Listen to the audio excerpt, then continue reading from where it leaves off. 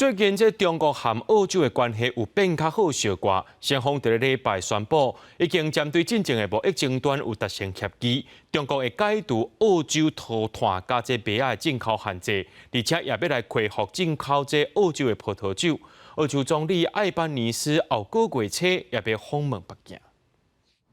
中澳关系继续回温，澳洲总理艾班尼斯拜日宣布，葡萄酒所去中国贸易壁垒，有希望在最近解除。中国商务部了后指出，同意掩饰即卖高关税措施，双方针对在世界贸易组织的争端已经达成妥善解决的共识。We're very confident that this will result in once again Australian wine, a great product, being able to go to China free of the tariffs which have been imposed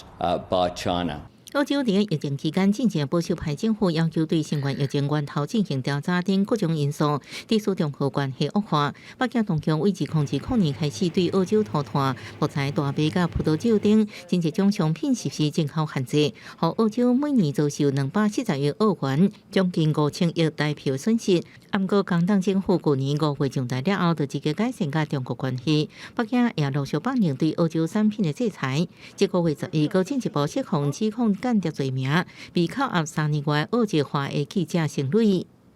中方对中澳关系发展的立场是一贯明确的，一个健康稳定的中澳关系，符合两国和两国人民的利益。呢为葡萄酒所去中国扫毒障碍了后，澳洲总理艾班尼斯要在下个月初4到初7访问北京，甲中国国家主席习近平甲总理李强会面。这是2016年以来第一摆有澳洲总理访问中国。公司新闻在会面变形。